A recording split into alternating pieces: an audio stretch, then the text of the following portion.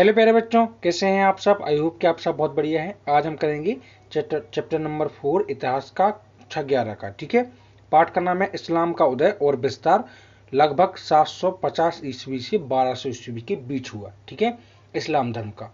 तो आप बच्चों जैसे जानते हैं कि इस्लाम धर्म के संस्थापक है पैगंबर हजरत मोहम्मद साहब जी। ठीक है, चलिए बच्चों शुरू करते हैं।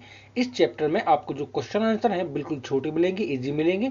आप इनको आसानी से नोट कर सकते हैं और याद भी कर सकते हैं। इससे पहले मैंने और भी चैप्टर अपलोड किए हैं इतिहास के, अगर आपने नहीं देखा तो जरूर देखें। चलिए बच्चों शुरू करते हैं। पहला प्रश्न आपको पुस्तक में देखने के लिए मिलेगा कि 7वीं शताब्दी के आरंभिक दशकों में बेदुइयों के जीवन की क्या विशेषता थी। तो बच्चों मैं आपको बता दूं, बेदुई क्या कहलाते थे। अरब में खाना बदोश होते थे, एक जगह से दूसरी जगह अपने चारवाह होते थे, मतलब अपने जानवरों को लेकर एक जगह से दूसरी जगह जाते थे और कुछ काम धंधा कहीं मिल गया तो कर लेते थे वहाँ, वरना वहाँ की जगह छोड़कर आगे निकल जाते थे। खाना बदोश चरवाहे बोल सकते हैं, एक जगह से दूसरी जगह घूमते फिरते थे, इस तरह से उनको बेदुइया बोला जाता था। ठीक है, अरब में एक प्रजाति होती थी बेदुइया। देखो इसके आप लिखेंगे कि बेदुइयों के जीवन की प्रमुख विशेषताएं निम्नलिखित है। तो मैं आपको 4 विशेषताएं बताऊंगा, बिल्कुल जी हैं। अनेक अरब कबीले बेदुइयों या बेदू या खानाबदोश होते थे, है ना। अरब कबीले होते थे या खानाबदोश या बद्दू, इनको बद्दू भी बोलते थे। ठीक है, अगला है खानाबदोश। आप जानते हैं अपने एक जगह से दूसरी जगह घूमते फिरते हैं। ठीक है, इनका कोई ठिकाना नहीं होता, स्थायी पता नहीं होता। दूसरा है ये अपने खाद्य यानी खजूर को अपने ऊँटों के लिए चारे की तलाश में रेगिस्तान के सूखे क्षेत्रों से हरे भरे क्षेत्रों की ओर जाते रहते थे, मतलब ये निरंतर चलते रहते थे, रुकते नहीं थे। ठीक है, तीसरा है इनमें से कुछ नगरों में बस गए और व्यापार करने लगे। कुछ लोग क्या शहरों में जैसे कोई स्थायी काम मिल ही गया इनको तो वहीं बस गए, समझ लो जी। ठीक है, और खलीफा के सैनिकों में सबसे ज्यादा बद्दू ही थे। खलीफा मतलब एक जगह जहाँ के राजा होते थे तो उनकी जो सेना में सबसे ज्यादा यही बद्दू थे। ठीक है, ये रेगिस्तान के किनारे बसे शिविर शहरों, और रेगिस्तान के किनारे जो शहर थे ना, जैसे इराक ईरान में अभी भी जैसे कूफा और बसरा, तो ये दोनों शहर हैं जो अभी भी हैं इराक में। ठीक है, अगला क्वेश्चन है अब्बासी क्रांति से क्या तात्पर्य है। देखो बच्चों, अब्बासी क्रांति से मतलब यह तात्पर्य है कि जो उमैयद का शासन था अरब में, तो क्या किया कि खलीफाओं ने उनको वहां से हटा दिया गया और खुद जो है अपना सत्ता स्थापित की। तो देखो ऐसा तो होता है कि एक जाता है तो एक आता है, वो तो नेचर है। ठीक है, प्रकृति कहती है, ये सब जगह होता है। तो इसका देखो आंसर देख लेते हैं। उमैयदों के विरुद्ध दावा नामक एक सुसंगठित आंदोलन हुआ। देखो दावा, ठीक है, दावा नामक एक उमैयदों के विरुद्ध एक संगठन आंदोलन हुआ। पहली लाइन मिल गई आपको। ठीक है, फलस्वरूप उनका पतन हो गया। किनका? उमैयदों का क्या हो गया? पतन हो गया, वे हार गए।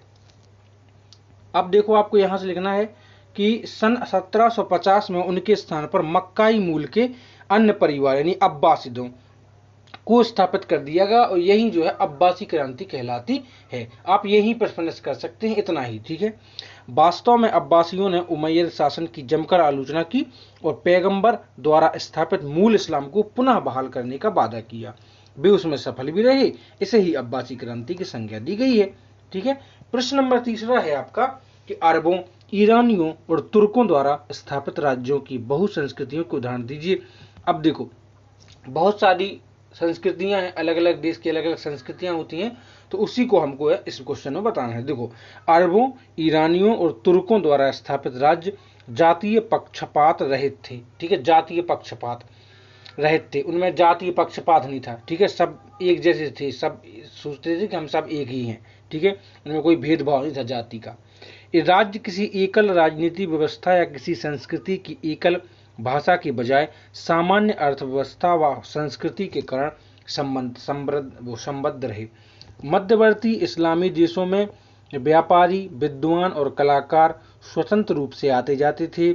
इस प्रकार विचारों तथा तौर तरीकों का भी प्रचार हुआ एक जगह से दूसरी जगह पर। ठीक है, अगला क्वेश्चन है आपका यूरोप व एशिया पर धर्म युद्धों का क्या प्रभाव हुआ। तो बच्चों मैं आपको 2 बताऊंगा, आसानी से इनको आप याद कर सकते हैं। तो देखो बच्चों, पहला है कि मुस्लिम राज्यों ने अपने ईसाई प्रजाजनों के प्रति कठोर रवैया अपनाया। ठीक है, विशेष रूप से यह स्थिति युद्धों में देखी गई। ठीक है, पहला तो ये प्रभाव हुआ।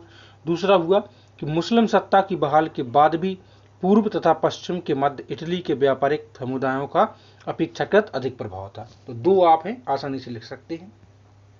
अगला है रोमन साम्राज्य के वास्तुकलात्मक रूपों से इस्लामी वास्तुकलात्मक रूप किस प्रकार अलग थे। तो आपको बताना, रोम साम्राज्य के वास्तुकला जो शिल्प थी ना, जैसे नक्काशी हो गई पत्थरों पर, ठीक है, दीवारों पर बढ़िया पेंटिंग हो गई, इस प्रकार से वास्तुकला, शिल्पकारी, मूर्तिकारी बढ़िया एक नंबर की, ठीक है। तो उसमें इस्लामी जो वास्तुकला थी वो रोमन वास्तुकला से किस प्रकार अलग थी। तो देखो बच्चों, इस्लाम की प्रथम सदी में मस्जिद में एक विशिष्ट वास्तुशिल्पीय रूप खंभों के सहारे वाली छत प्राप्त कर लिए थे। मतलब हर एक मस्जिद में तो खंभे तो लगेंगे ही, उसमें शिल्पकारी भी होगी, ठीक है, जो प्रादेशिक भिन्नताओं से परे थी। मस्जिद में एक खुला प्रांगण या सहन होता था, ठीक है। मस्जिद में क्या होता था, एक खुला प्रांगण या बरामदा टाइप का बड़ा सा, जहां एक फव्वारा या जलाशय बनाया जाता था, ठीक है। अभी इस्लामी वास्तुशिल्प की बात चल रही है, ठीक है। यहाँ यह प्रांगण एक बड़े कमरे की ओर खुलता, जिसमें नमाज पढ़ने वाले लोगों की लंबी पंक्तियों और नमाज का नेतृत्व करने वाले इमाम के लिए काफी स्थान होता। उमैयदों ने नखलिस्तानों में मरुस्थलीय महल, कल्पना कीजिए कि इस पेड़ पर खलीफा विराजमान है, इस तरह से वो बनवाते थे, ठीक है। अब अच्छा, रोम का क्या है, देखो बच्चों, रोम की वास्तुकला अत्यधिक दक्षपूर्ण थी। उनके द्वारा सर्वप्रथम कंक्रीट का प्रयोग प्रारंभ किया गया। अब कंक्रीट का प्रबंध मतलब उपयोग भी सबसे पहले उन्हीं के द्वारा किया गया। वे पत्थरों और ईंटों को मजबूती से जोड़ सकते थे। रोम के वास्तुकारों ने 2 वास्तुशिल्पीय सुधार किए, डॉट और गुंबद। रोम में इमारतें 2 या 3 मंजिलें वाली होती थीं, इनमें डाले ठीक एक के ऊपर एक, ठीक है। अगला क्वेश्चन है, लास्ट बट नॉट लीस्ट, रास्ते पर पड़ने वाले नगरों का उल्लेख करते हुए समरकंद से दशमत तक की यात्रा का वर्णन कीजिए। देखो बच्चों, समझ लीजिए कि आप समरकंद से दशमत तक की यात्रा कर रहे हैं, तो आपको रास्ते का वर्णन करना है। तो देखो, समरकंद से दशमक के मार्ग पर मर्ब, खुरशाम, निशापुर, दायलाम, इस्फाइन, समारा, बगदाद, कूफा, कुशायर, अमरा, जेरूशलम आदि शहर स्थित है, ठीक है। व्यापारी या यात्री 2 रास्तों लाल सागर और फारस की खाड़ी से होकर जाते थे। लंबी दूरी के व्यापार के लिए उपयुक्त और उच्च मूल्य वाली वस्तुओं तथा मसालों, कपड़ों, चीनी मिट्टी वस्तुओं, बारूदों को भारत और चीन से लाल सागर के अदन और एदाव तक की फारस की खाड़ी के पतन, सिराप और बसरा तक जहाज पर लाया जाता था। वहां से माल को जमीन पर ऊंटों के खलीफा काफिलों द्वारा बगदाद, दशमिक और समरकंद तक भेजा जाता था। आई होप कि आपको क्लियर हो चुका होगा। वीडियो को लाइक और चैनल सब्सक्राइब जरूर कर दें। मिलते हैं नेक्स्ट चैप्टर में जल्दी। टेक केयर बच्चों।